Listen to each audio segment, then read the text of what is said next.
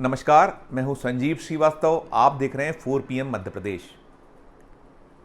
आज हम बात करने जा रहे हैं मध्य प्रदेश की एक ऐसी दलित बिटिया की जो अपने हक और हुकूक के लिए सड़कों पर उतरी हुई है, पुलिस से भिड़ रही है, जेल हो आई है, शिवराज मामा को चुनौती दे रही है, प्रधानमंत्री नरेंद्र मोदी के महिला आरक्षण बिल के लिए बड़ी चुनौती बनकर सामने आई हुई है। निशा चाहती है मध्य प्रदेश विधानसभा का चुनाव लड़ना। 6 महीने पहले उसने अपने पद से इस्तीफा दे दिया था। इस्तीफा अभी तक स्वीकार नहीं हुआ है।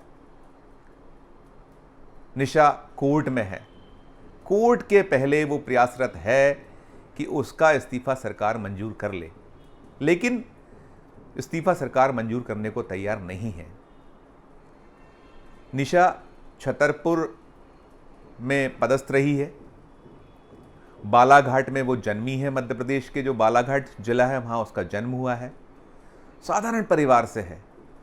उसके पिता प्राचार्य हैं। निशा ने BE किया है, MBA किया है, मल्टीनेशनल कंपनी में नौकरी भी की है। चाहत थी उसकी कि वो अफसर बने, अफसर बनी। मध्य प्रदेश लोक सेवा आयोग का एग्ज़ाम पास किया। 2016 में उसकी पदस्थापना हुई। पहले वो DSP बनी, बाद में उसका चयन 2017 में डिप्टी कलेक्टर के लिए हो गया। बैतूल जिले के आमला में वो डिप्टी कलेक्टर रही। उसके कामकाज को जनता ने अब जमकर सराहा। भरपूर साथ उसका जनता का मिला उसे। शायद यही वजह है कि वो अपने काम में लगी रही। बाद में उसका तबादला छतरपुर हो गया। छतरपुर तबादला होने के बाद उसने अपना घर बैतूल में ही, जो आमला है, आमला मध्य प्रदेश की आरक्षित विधानसभा सीट है, अनुसूचित जाति वर्ग के लिए आरक्षित है। निशा इसी वर्ग से आती हैं। उसने अपना आशियाना वहाँ बनाया। ऐसा लगता है कहीं ना कहीं सोचा होगा निशा ने अपना कि आगे का भविष्य हर शख्स सोचता है, उसी में कहीं शुमार रहा होगा। जब निशा के घर का उद्घाटन हो रहा था तो उद्घाटन के वक्त कुछ ऐसा एक विवाद हुआ जिससे निशा खिन्न हो गई और जून 2023 में उसने अपने पद से इस्तीफा दे दिया। इस्तीफा अभी तक मंजूर नहीं हुआ है, लेकिन निशा ने ठान ली है कि वो तो चुनाव लड़कर रहेगी। अब दिलचस्प ये है कि जिस लोकसभा और राज्यसभा ने 20 और 21 सितंबर को नारी शक्ति वंदन अधिनियम को पारित किया है, प्रधानमंत्री नरेंद्र मोदी जमकर अपनी पीठ थपथपा रहे हैं। वो हर जगह ये बता रहे हैं कि जो कार्य बरसों से नहीं हुआ वो कार्य उनकी सरकार ने, मोदी ने कर दिखाया। लोकसभा राज्यसभा में पारित महिला आरक्षण बिल के अनुसार लोकसभा और विधानसभाओं के चुनाव में 33% सीटों का आरक्षण, जब ये बिल विधिवत कानून बन जाएगा तो महिलाओं को ये हक और हुकूक मिल जाएगा। सीटें उनके लिए रिजर्व होंगी। उस पर भी कई सारी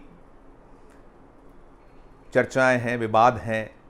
वो बिल कब पास होगा, कब पारित होगा, दिल्ली अभी बहुत दूर है, ऐसा कह सकते हैं इस पूरे बिल को लेकर। लेकिन इन सब के बीच मध्य प्रदेश में जो एक ये निशा बांगरे वाला जो विवाद है, बेशक इसने मोदी की मंशा, मोदी का जो नारी शक्ति को और सुदृढ़ करने का जो प्रयास है, उसे झटका तो दिया है। मुख्यमंत्री मध्य प्रदेश के शिवराज सिंह चौहान, जो राज्य के बच्चों को अपना भांजा और भांजी बताते हैं, लाड़ करते हैं, दुलार करते हैं, प्यार करते हैं, उन पर भी सवाल उठ रहे हैं। निशा तो इतने गुस्से में है, वो कोर्ट गई हुई हैं। कोर्ट से उन्हें रास्ता मिला है लेकिन उसका पालन नहीं किया गया है, ये आरोप निशा लगा रही हैं, लड़ रही हैं। आज जब मैं ये 11 अक्टूबर को वीडियो बना रहा हूँ, कल 12 अक्टूबर को मध्य प्रदेश की हाई कोर्ट में उनकी याचिका पर सुनवाई होने वाली है। सबसे पहले आपको बताते हैं कि निशा का आखिर दर्द क्या है। निशा ने आमला से भोपाल तक की पदयात्रा की है। वे मामा शिवराज के निर्वाचन क्षेत्र बुदनी के उस जैत गांव में भी गई हैं जहां के शिवराज सिंह चौहान मूल रहने वाले हैं, वहीं पैदा हुए हैं, पले बड़े हैं। वहाँ भी वो अपना दर्द मर्म बता रही हैं। हाथों में बाबा अम्बेडकर की प्रतिमा चित्र को थाम कर उन्होंने 350 किलोमीटर का लंबा सफ़र भोपाल तक पैदल किया है, पूरा किया है। और जब भोपाल आई तो भोपाल में उनका दर्द और मर्म बढ़ गया। यहाँ पुलिस से टकराव हुआ, भिड़ंत हुई, निशा के कपड़े फट गए। उनका आरोप है कि पुलिस ने उनके कपड़े फाड़ दिए। एक अफसर जो प्रशासन में बैठा है उसका हश्र हम सब ने देखा। आप भी देखिए वो चित्र, क्या चित्र हैं वो। फिर निशा को 151 धारा 151 भारतीय दंड विधान की, उसके तहत भोपाल की सेंट्रल जेल में बंद कर दिया गया। निशा कल रात जमानत पर छूट गई। छूटी तो सबसे पहले जब जेल से वो निकली तो अपने 3.25 साल के बेटे को लाड़ दुलार किया, प्यार किया। माँ बेटे का मिलन जब हुआ और देखने वालों की आंखें थोड़ी सी भर आईं, नम हुई। लेकिन निशा अब रुकने और थमने को तैयार नहीं है। सबसे पहले सुनिए कि निशा का दर्द और मर्म क्या है, उन्हीं की जुबानी सुनाते हैं हम आपको। निशा बांगरे क्या कह रही हैं, उनके साथ क्या है, क्या हो गया है, सुनिए आप। जी हाँ, आज हमारी जो न्याय पद यात्रा है भोपाल पहुंची है। मैं बताना चाहूंगी कि मध्य प्रदेश के इतिहास में बड़ा ही दुखद और पीड़ा वाला ये जो है विषय है कि मुझे 200 से ज्यादा किलोमीटर चल के आमला से भोपाल आना पड़ रहा है अपने न्याय के लिए। तो आप देखिए कि किस तरह का अन्याय मध्य प्रदेश शासन मेरे साथ कर रही है। पहले मुझे सर्वधर्म प्रार्थना करने से रोका गया। सभी धर्मों के धर्मगुरु आए थे, मेरे घर का उद्घाटन था, उससे डर करके उन्होंने उसे रोका, मुझे जाने से रोका। और जब मैंने अपना इस्तीफा दिया, क्योंकि संविधान हमें अधिकार देता है धार्मिक स्वतंत्रता की, अगर मैं अपने धार्मिक स्वतंत्रता के अधिकार को नहीं प्राप्त कर सकी तो फिर मैंने अपना त्यागपत्र दिया। और त्यागपत्र देने के बाद शिवराज मामा जी हैं जो तथाकथित अपने आप को मामा जी कहते हैं, वो मेरे साथ नोटिस और पुलिस खेल रहे हैं। आप देख सकते हैं जैसे ही मैंने इस्तीफा दिया वैसे ही उन्होंने नोटिस देना शुरू कर दिया कि कैसे मेरे इस्तीफे को रोका जाए, क्योंकि मैं सर्वधर्म विचारधारा के साथ चल रही थी और वो कट्टरपंथी विचारधारा के साथ चलना चाहते हैं। यहाँ तक नहीं रहा जब मैंने ये कह दिया कि अब मेरे पास जब कोई रोजगार नहीं है, आप मेरा त्यागपत्र मंजूर नहीं कर रहे हैं, तो मैं चुप नहीं बैठूंगी। महिलाओं के अधिकार के लिए और वंचित वर्ग के अधिकार के लिए अब मैं लड़ाई लड़ूंगी। अब मैं राजनीति में आना चाहती हूँ। तो फिर उन्होंने रोकने का काम किया। हाईकोर्ट में मैंने पिटीशन डाला, तो हाईकोर्ट में गुमराह करने का काम जो है मध्य प्रदेश शासन के जिम्मेदार अधिकारी करते हैं। तो मैं माननीय जो हमारे शिवराज मामा जी, जो अपने आप को मामा जी कहते हैं, मैं तो ये कहना चाहूंगी कि क्या उनको अपनी इस भांजी की प्रताड़ना दिखाई नहीं दी अभी तक? गहरी निद्रा में वो सोए हुए हैं। इसीलिए जो है अन्याय के खिलाफ हमने एक न्याय यात्रा आमला से चल के सीएम हाउस तक के जो हमने तय की है। आज वो यहाँ बाबा साहब के चौराहे पर बोर्ड ऑफिस पर पहुंची है और हम जैत भी गए थे। मैं बताना चाहूंगी कि जो शिवराज मामा अपने आप को कहते हैं कि मध्य प्रदेश का मैं मामा हूँ और मध्य प्रदेश की मुझे चिंता है, तो मैं ये कहना चाहूंगी कि ऐसे मामा, ऐसे राजा जिसकी प्रजा दुखी हो, जिस मध्य प्रदेश में एक महिला को 200 किलोमीटर से ज्यादा पैदल चल के आना पड़ता हो, वो मामा नहीं, वो कंस मामा है। मैं तो यही कहना चाहूंगी, अगर मामा में हिम्मत है तो मैं 10 दिन से सड़कों पर हूँ, आज मेरा 12वां दिन है। अगर उनमें हिम्मत है तो मुझे आंखों से आंखें मिलाकर आके मुझे बताएं कि इस बेटी के साथ वो अन्याय क्यों कर रहे हैं। उनके पास कोई जवाब नहीं है, वो पुलिस को आगे कर देते हैं। जब हमने अपनी न्याय यात्रा शुरू की थी, पुलिस के माध्यम से हमें डराया गया, धमकाया गया, रोका गया कि आपके ऊपर गोली चला दी जाएगी, डंपर से कुचल दिया जाएगा, आपको भोपाल नहीं पहुंचने दिया जाएगा। और मैं बताना चाहूंगी कि कल जैसे ही हम मंडीदीप पहुंचे तो उन्होंने पुलिस को वहां पर भेजा और हमें रोकने का काम किया। हम लोग रात भर छुपते छुपाते हुए यहाँ पहुंचे हैं। ऐसा लग रहा है जैसे मुझे अपराधी बना दिया गया है। मेरा कसूर क्या है? मेरा कसूर सिर्फ इतना है कि मैं बाबा साहब के संविधान को मानती हूँ। आज शिवराज सिंह चौहान जी बाबा साहब का अपमान कर रहे हैं, उनके इस खून का अपमान कर रहे हैं। मैं बाबा साहब की वंशज हूँ, मेरे अंदर उनका खून है। आज शिवराज सिंह चौहान जी जो अपने आप को मामा कहते हैं, वो इस भांजी का नहीं, बाबा साहब का और बाबा साहब के कौम का अपमान कर रहे हैं। मैं यही कहना चाहूंगी कि आज भी अगर वो चाहे तो मेरे सामने आकर खड़े हों और मुझे बताएं कि वो ये अन्याय क्यों कर रहे हैं। निशा बांगरे मुख्यमंत्री शिवराज सिंह को कंस मामा कह रही हैं। ये उनका दर्द है, ये उनका मर्म है। इस्तीफा स्वीकार नहीं हो रहा है, कानूनी पेचीदगियों में उन्हें उलझाया हुआ है।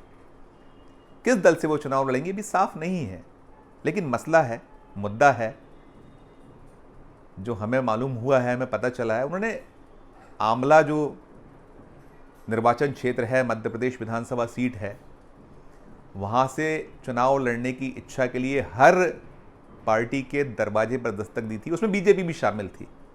बात नहीं बन पाई तो शायद ये सब कुछ हो गया। अभी राज्य सरकार का जो सामान्य प्रशासन महकमा है वो निशा से जवाब तलब कर रहा है, उन्हें दोषी करार दे रहा है। 4 पेज का एक आदेश सामान्य प्रशासन विभाग ने जारी किया है, जो 4 PM मध्य प्रदेश के पास उसकी प्रति है। सितंबर माह में ये जारी हुआ था। दिलचस्प है उसमें, अगर आप उसको ठीक से देखिएगा, पढ़िएगा। हमने जो उसकी पूरी जो भाषा वाली उसको पढ़ा है।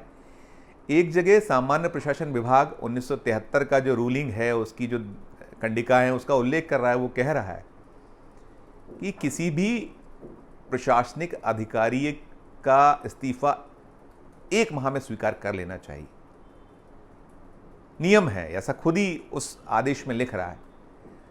शर्त यही है कि उस अफसर के खिलाफ कोई भ्रष्टाचार का आरोप ना हो, उसने गबन ना किया हो।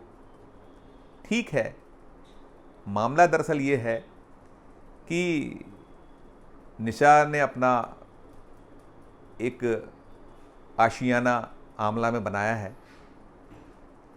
उसकी जब उसने भूमि में जो गृह प्रवेश उसका हुआ था, उस घर का पूजा हुई थी, तो उस वक्त उन्होंने श्रीलंका के कुछ, वो बौद्ध धर्म को मानती हैं, तो श्रीलंका के कुछ अनुयायी बैतूल आए थे। एक तो उसे मुद्दा बनाया है सरकार ने, हालांकि उसका बहुत खुलकर जिक्र नहीं है, लेकिन साथ साथ उनको कदाचरण का दोषी करार देते हुए कुछ आर्थिक घोटालों में उलझाने का प्रयास हुआ है। सवाल उठाए गए हैं कि उनके घर को लेकर, फिर भोपाल में उनके सरकारी घर था वो खाली नहीं किया, फिर उनके जो पति हैं जो मल्टीनेशनल्स कंपनी में हैं, दोनों ने प्रेम विवाह किया था। और बड़ा दिलचस्प है, वो संविधान की पुस्तक को अपने हाथों में थामे भोपाल तक आई हैं। बाबा साहब अंबेडकर की प्रतिमा चित्र लेकर वो निकली हुई हैं, न्याय के लिए भटक रही हैं। जब इन दोनों का विवाह हुआ तब भी वो चर्चाओं में आई थी। वो विवाह उन्होंने विदेश में किया था और संविधान को साक्षी मानकर उन दोनों का विवाह हुआ था, सुरेश अग्रवाल और निशा बांगरे का। ये दंपत्ति और इनका पूरा परिवार इन दिनों तो खासा परेशान है, संकट में है। उस राज्य में संकट में है जहां नारी की पूजा की बात होती है। मुख्यमंत्री शिवराज मामा तो कोई भी कार्यक्रम हो, अपने कार्यक्रम का आगाज ही कन्या पूजन से करते हैं। प्रधानमंत्री नरेंद्र मोदी बार बार ये ढिंढोरा पीटते हैं कि उनसे बड़ा नारी उत्थान, महिला वर्ग का भला करने वाला शायद कोई प्रधानमंत्री नहीं आया होगा। बिल लाए हैं ना, जैसा वो है, बिल लाए हैं, कब लागू हुआ ये अलग बात है। पॉलिटिकली तो उन्होंने सब स्थापित और साबित करने का प्रयास किया है कि वो कितने बड़े पैरोकार हैं, लेकिन इन सब पैरोकारी के बीच बीजेपी शासित राज्य में एक महिला इस कदर परेशान, इस कदर हैरान है अपने हक के लिए, अपने हुकूक के लिए। कोर्ट का आदेश होने के बाद भी उसे न्याय नहीं मिल पा रहा है, उसे कानूनी पेचीदगियों में उलझाया जा रहा है। अभी हाल ही में मध्य प्रदेश के एक अफसर हैं, शहडोल में वो कमिश्नर होते थे, उन्हें भी चुनाव लड़ना है। उन्होंने अगस्त माह में इस्तीफा दिया और उनका इस्तीफा मंजूर हो गया। चर्चाएं ये हैं कि वो सत्तारूढ़ दल बीजेपी की ओर से भिंड जिले से उम्मीदवार होंगे, उन्हें टिकट दिया जा रहा है। क्या होगा ये तो बाद में मालूम होगा, लेकिन हाँ, उनका इस्तीफा मंजूर हो गया, ये एक बिल्कुल सही तथ्य है। आदेश जारी हो चुके हैं। अब सवाल यही है कि ये कैसा नारी शक्ति वंदन है बीजेपी का, मोदी जी का, मामा जी का, कि एक महिला दर दर भटक रही है। यदि वो चुनाव लड़ गई तो ऐसा कौन सा तूफान आ जाने वाला है। 230 सीटें हैं मध्य प्रदेश विधानसभा में।